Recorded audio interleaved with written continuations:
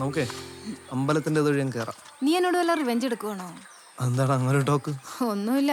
Doctor daily വൈകുന്നേരം നടക്കണമെന്നല്ലേ പറഞ്ഞുള്ളൂ.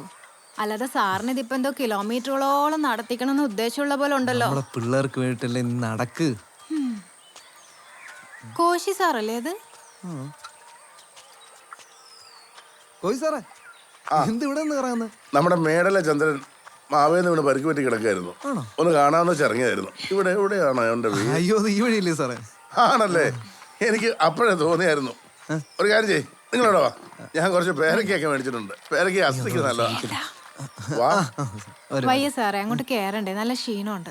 എന്നാ പിന്നെ ടീച്ചർ അവിടെ നിൽക്കട്ടെ. ഗുപ്തൻ സാർ വാ, ഒരു കമ്പനിക്കാ. വാന്നേ. നീ എപ്പോഴും ഇങ്ങനെ ആലോചിച്ചോണ്ടിരിക്കുന്നു. അല്ല, വരുന്നില്ലേ? ആ സാർ വരുവാ. പറയുന്നത് കേട്ടു. ഒന്നേ, പണ്ട് ഞാൻ എപ്പോഴും വന്നോണ്ടിരുന്ന വഴിയാ, പക്ഷെ ഇപ്പൊ മറന്നുപോയി. സാറിനോട് പറഞ്ഞു. എന്നോട് ആരാ പറഞ്ഞെന്ന് ഞാൻ മറന്നുപോയി. ആ സാർ, നല്ല അധ്വാനായിട്ടുള്ള മനുഷ്യനായിരുന്നു. ആ ചന്ദ്രനെ കാത്തോളേ. ആ കയറിപ്പോ ടീമിനെ കണ്ട? അത് നമ്മളെ നാരായണ സ്കൂളിലെ സാറന്മാരല്ലേ? ഓ, ആ സാറിനെയും ടീച്ചറിനെയും നമ്മളെ പിള്ളേരുടെ എടുക്കുന്ന പേരെന്താണെന്നറിയാ? DC-ന്ന്.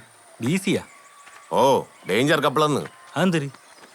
ഈ രണ്ടെണ്ണം കൂടി വയ്യാതെ കിടക്കണ ആരെങ്കിലും പോയി കണ്ടാണ്ടല്ല, മൂന്നാം പക്കം കാറ്റ് പോവും എന്നാണ് പിള്ളേര് പറയണത്. പിള്ളേരെ കൊച്ചെന്തെങ്കിലും പറയാം, നിങ്ങളാ ഏജ് പോവണം. ഡേ ഉള്ളതാണെന്ന്. ഒന്നും രണ്ടും കേസല്ല, 2-3-4 കേസായി. പിന്നെ അവസാനം പോയതാരെന്നറിയാ? ആ സോമപിള്ള സാറ്. ഒന്നും പറയാൻ പറ്റില്ല, ഇതിലൊക്കെ ഒരുപാട് കാര്യങ്ങളുണ്ട്. നിങ്ങൾ വണ്ടി എടുക്കും. 10-40 വയസ്സായി, പിള്ളേരെ പറഞ്ഞ് മനസ്സിലാക്കുള്ള